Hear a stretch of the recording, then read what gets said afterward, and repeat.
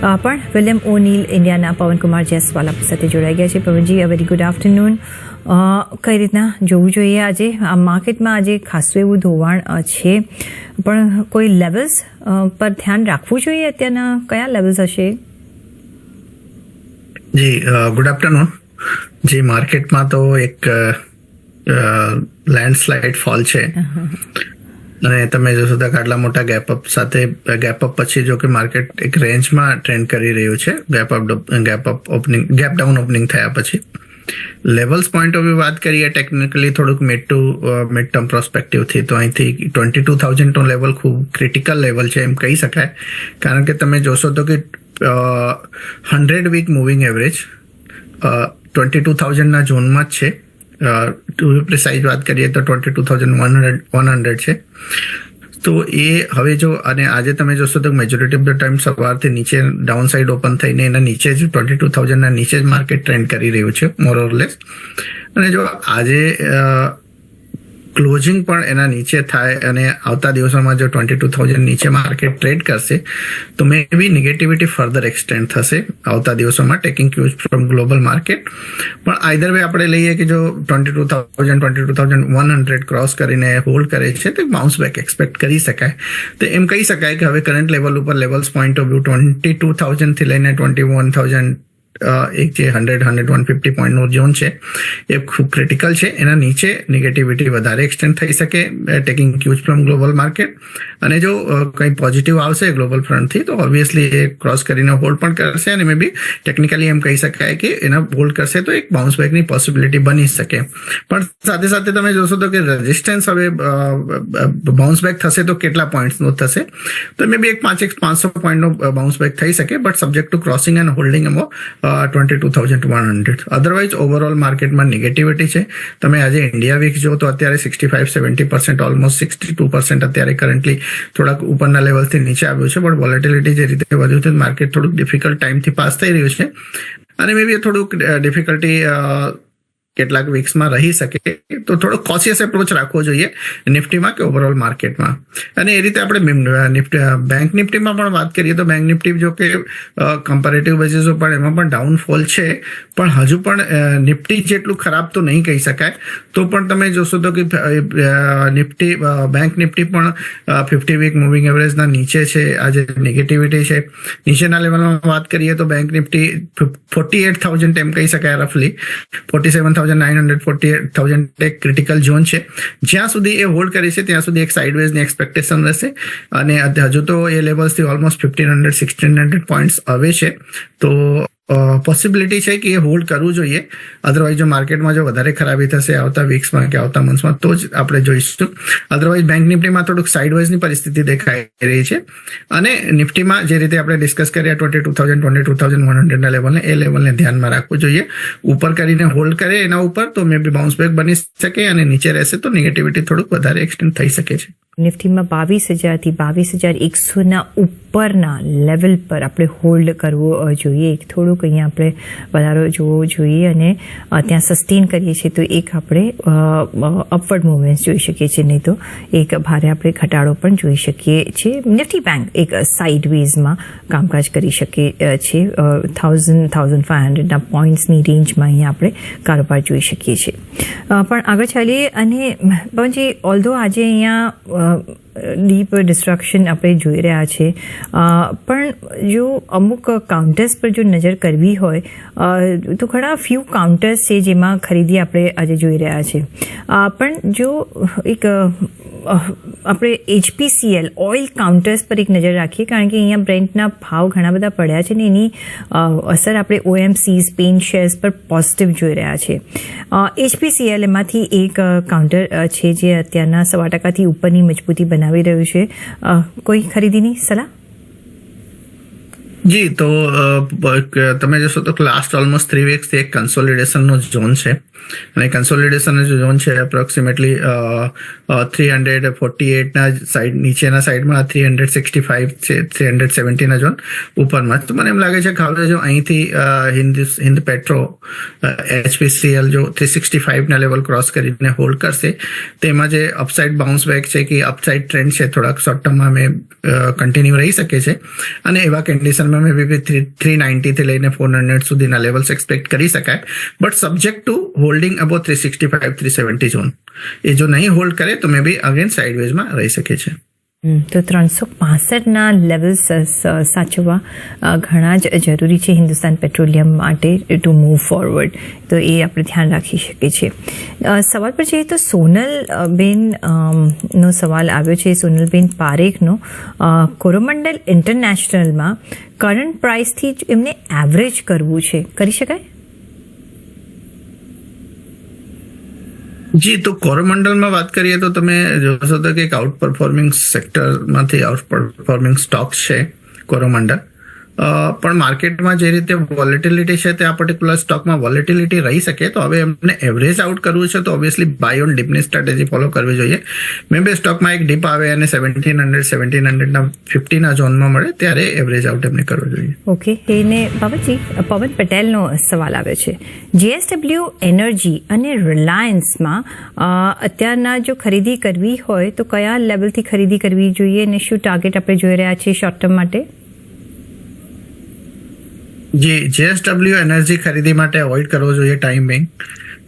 રિલાયન્સમાં વાત કરીએ તો રિલાયન્સમાં થોડુંક નેગેટિવિટી છે. જો હવે અહીંથી અપ્રોક્સિમેટલી 1200 નીચે ટ્રેડ કરશે તો મે બી એક 50-100 રૂપિયાનો અનધર ફોલ બની શકે. બટ રિલાયન્સમાં જો એમને mid to long term point of view ખરીદી કરવી હોય તો 25 જેમને જેટલા પણ ઇન્વેસ્ટમેન્ટ કરવા હોય 25 to 30% ઇન્વેસ્ટમેન્ટ કરીને દર 3-4% ઘટાડે રિલાયન્સમાં position mid to long term point of વ્યૂથી લઈ શકે છે. JSW energy time being avoid કરો.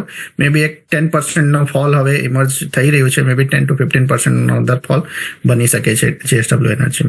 નેક્સ્ટ મહર્ષિ જોશીનો સવાલ છે. ટેક્સ રેલમાં એમને એક કામકાજ કરવું છે લોંગ ટર્મ માટે, અત્યારના એન્ટ્રી કરી લેવાય? જી નહીં, ટેક્સ સેલ પણ એવોઇડ કરવો જોઈએ. જે રીતે ઓવરઓલ પેટર્ન ને બધું ઇમર્સ થઈ રહ્યું છે સ્ટોકમાં અને માર્કેટની જે પરિસ્થિતિ છે, મે બી એક 100 રૂપિયાના રેન્જમાં સારી એવી એટ્રેક્ટિવ બાય રહેશે, તો એટલીસ્ટ 100 રૂપીઝ 101.05 ના લેવલ્સ માટે વેઇટ કરવું જોઈએ.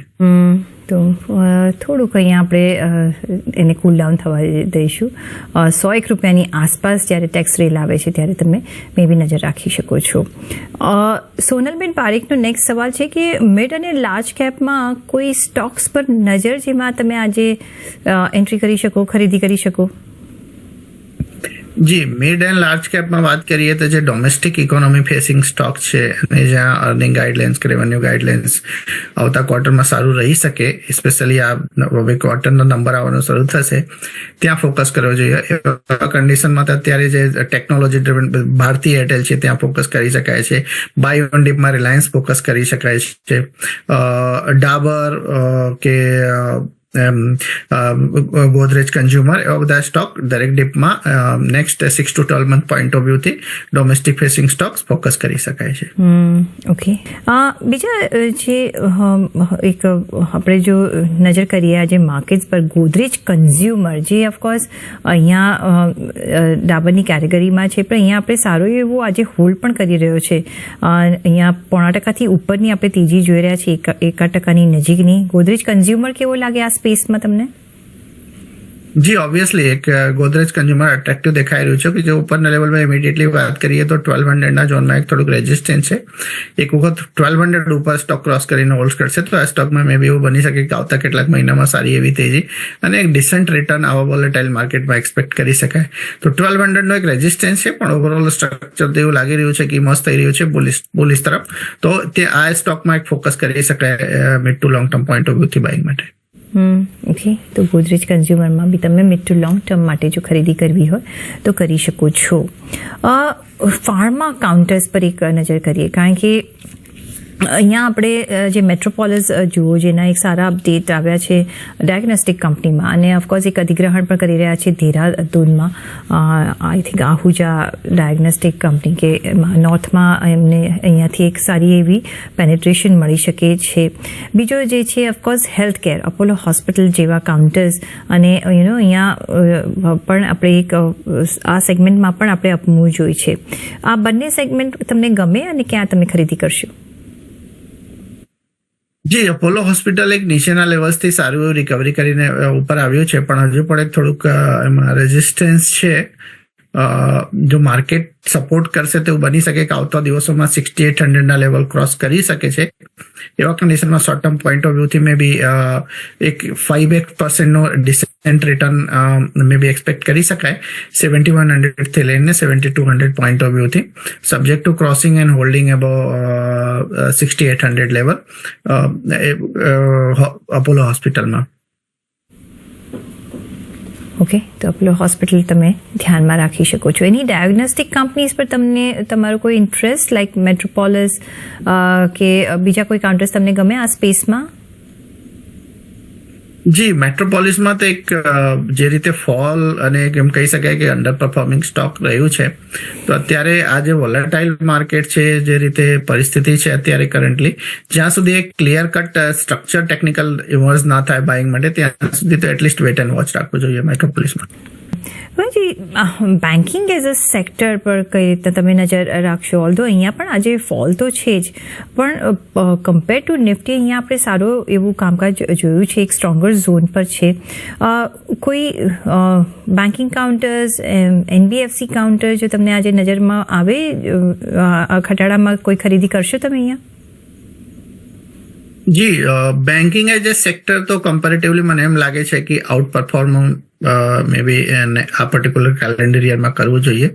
બટ અગેન આઉટ પરફોર્મન્સનું મિનિંગ એ નહીં કે સારું એવું રિટર્ન કે એક સોલિડ રિટર્ન આપશે, કે પણ એમ કહી શકાય કે નિફ્ટીના કમ્પેરમાં બેન્કિંગ આ પર્ટિક્યુલર યરમાં પરફોર્મન્સ બતાવી શકે. અને આવા વોલેટાઇલ માર્કેટમાં જે ફ્રન્ટ લાઇન સ્ટોક છે ત્યાં જ ફોકસ કરવો જોઈએ. જો બેન્કિંગ્સથી વાત કરીએ તો Kotak Mahindra bank, HDFC bank, ICICI bank focus કરવો જોઈએ. એનબીએફસી વાત કરીએ તો શ્રીરામ ફાઇનાન્સ ઉપર વાત કરી શકાય કે મુથુટ ફાઇનાન્સમાં વાત કરી શકાય. તો ઓબ્વિયસલી ફ્રન્ટ લાઇન અને પીએસયુ બેન્કિંગમાં જો કે Canara bank, bank of Baroda, ત્યાં ફોકસ કરી શકાય છે. પણ થોડુંક વોલેટિલિટી રહી શકે આમાં, પણ એવું પોસિબિલિટી છે કે આ પર્ટિક્યુલર કેલેન્ડર યરમાં બેન્કિંગ કમ્પેરેટિવલી આઉટ પરફોર્મ કરે એવી પોસિબિલિટી છે. સાથે અમુક ગેસ કાઉન્ટર્સ જેવી રીતે આઈજીએલ આઈ થિંક ભાવ વધારો કર્યો છે દિલ્હીમાં. આજે એમજીએલનો અત્યારના કાઉન્ટર જોઈએ તો અહીંયા એક સ્લાઇટેસ્ટ આપણે પોઝિટિવિટી જોઈ રહ્યા છે. કોઈ કામ કરશો અહીંયા તમે? જી, આઈજીએલ અને એમજીએલ બંને at least technical point of view તો વીક દેખાઈ રહ્યું છે. તો જ્યાં સુધી એક ક્લિયર કટ ટ્રેન્ડ રિવર્સલ પરિસ્થિતિ ના દેખાય ત્યાં સુધી at least in my opinion wait and watch પર રાખવો જોઈએ. ટાટા મોટર્સ ઓફકોર્સ આજે સૌથી વધારે અહીંયા આપણે ધોવાણ જોયું છે ઓટો કાઉન્ટર્સમાં ડ્યુ ટુ ટેરિફ. જે એમનું જે લંડન યુનિટ છે એમાં એ લોકોએ પ્રતિબંધ કરી દીધો છે કે જેએલઆરનું હવે એક્સપોર્ટ યુએસમાં નહીં થાય. કઈ રીતના તમે જુઓ છો ટાટા મોટર્સમાં અત્યારના? જો પાછલા કલાકમાં જોઈએ તો 1.25% ખરીદી જરૂરથી આવી છે, પણ જેની પાસે છે એને શું કરવું જોઈએ? નવી ખરીદીની કોઈ સલાહ? જી નહીં, અત્યારે તો નવી ખરીદીની કોઈ સલાહ નથી. મે બી એવું બની શકે કે over A period of time હજુ પણ પોટેન્શિયલ છે કે સ્ટોકમાં 10 to 15% નો ફોલ કન્ટિન્યુ રહી શકે છે. પણ yes, over A period of time. But short ટર્મમાં એવું બની શકે કે આટલા ઘટાડા થયા પછી જે લાસ્ટ કપલ ઓફ વીક્સમાં જે રીતે ઘટાડો થયો છે તો 4-5% બાઉન્સ બેક માટે ના નથી. બાઉન્સ બેક બની શકે એની પોઈન્ટ ઓફ ટાઈમ. આજે ઇન્ટ્રાડેમાં આપણે વાત કરતા પણ થઈ શકે, પણ ઓવરઓલ સ્ટ્રક્ચર તો વીક દેખાઈ રહ્યું છે હવે ટાટા મોટરમાં. અને જે રીતે ટ્રેન્ડ ઇમર્જ થયું છે, મને એમ લાગે છે કે એક વખત સ્ટોકમાં હજુ પણ એક ₹100ની પોસિબિલિટી બની શકે ડાઉન સાઇડમાં. તો એવરેજ આઉટ કરવા માટે કે લોંગ ટર્મ બાઇંગ માટે અત્યારે અવોઇડ કરવું જોઈએ. પણ ટ્રેડિંગ જો કોઈને કરવું તો ટ્રેડિંગમાં 4% નો બાઉન્સ બેક ને મૂવ બની શકે, એના માટે ના નથી. ઓકે, તો અહીંયા ઓફકોર્સ એક ટ્રેડિંગ માટે મે બી અહીંયા એક તમે નજર રાખી શકો છો. ઝોમાટો અહીંયા 2.5% ઉપરનું દબાણ તો છે, પણ અહીંયા બાઇંગ ઓપોર્ચ્યુનિટી છે. જી, અત્યારે તો એક ઝોમેટો એક એવા ક્રિટિકલ લેવલ ઉપર છે ટેકનિકલી 200, કરંટ રેટ 205 છે કે જો હવે 200 ના નીચે ટ્રેડ કરશે, હોલ્ડ કરી 200 ના નીચે ટ્રેડ કરશે કન્ટિન્યુઅસલી, તો એવું બની શકે કે આવતા દિવસોમાં 180 થી 175 સુધીના લેવલ્સ બની શકે. અને જો 200 હોલ્ડ કરશે તો મે બી બાઉન્સ બેકમાં 225 સુધીના બાઉન્સ બેક પણ બની શકે. તો બંને સાઈડ કરંટ લેવલ્સથી વાત કરીએ તો 10 to 15% અપસાઇડ અને 10 to 15% ડાઉનસાઇડની પોસિબિલિટી છે. 50-50 નો સિનારીઓ છે. તો જો કોઈને ટ્રેડિંગ પોઈન્ટ ઓફ વ્યૂથી ટ્રેડ કરવો હોય તો 198 ના આજુબાજુ સ્ટોપ લોસ રાખીને 225-227 ના લેવલ માટે લિમિટેડ ક્વોન્ટિટીમાં, ઓછા ક્વોન્ટિટીમાં, કારણ કે શ્યોરિટી નથી શું થશે, એ કામકાજ કરી શકે. અધરવાઇઝ જો 198 ના લેવલ બ્રીચ થાય તો નીચેના તરફ મે બી 180 થી લઈને 175 સુધીના લેવલ્સ એક્સપેક્ટ કરી શકાય. ઓફકોર્સ એક ક્રુશિયલ લેવલ પર છે. આઈધર સાઇડની આપણે અહીંયા મુવમેન્ટ જોઈ શકીએ છીએ, એટલે જે લેવલ્સ છે એને ધ્યાનમાં રાખીને તમે અહીંયા કામકાજ કરી શકો છો. ઓન ધેટ નોટ, રજા લેવાનો પણ સમય થઈ ગયો છે. પવનજી, આપના કોઈ ડિસ્ક્લોઝર્સ? જી, તો કોઈ પણ સ્ટોકમાં મારું પર્સનલ એક્સપોઝર તો નથી, અને ક્લાયન્ટને રેકમેન્ડ કરેલા હોય કે કાઇન્ડના પોર્ટફોલિયોમાં અમારા એ પૂરેપૂરી પોસિબિલિટી છે. તો ક્લાયન્ટ્સને કોઈ જે આપણા વ્યુઅર્સ છે એમને કોઈ પણ ટ્રેડ કે ઇન્વેસ્ટમેન્ટ કરતા પહેલા ઇન્વેસ્ટમેન્ટ એડવાઇઝરનો સલાહ લઈને કે પોતાના ડ્યુ ડિલિજન્સ કરીને માર્કેટમાં ટ્રેડ કે ઇન્વેસ્ટમેન્ટ કરવું જોઈએ. Thank you. Have a good day. જી પવનજી, આપનો પણ ઘણો આભાર અમારી સાથે આજે જોડાવા બદલ.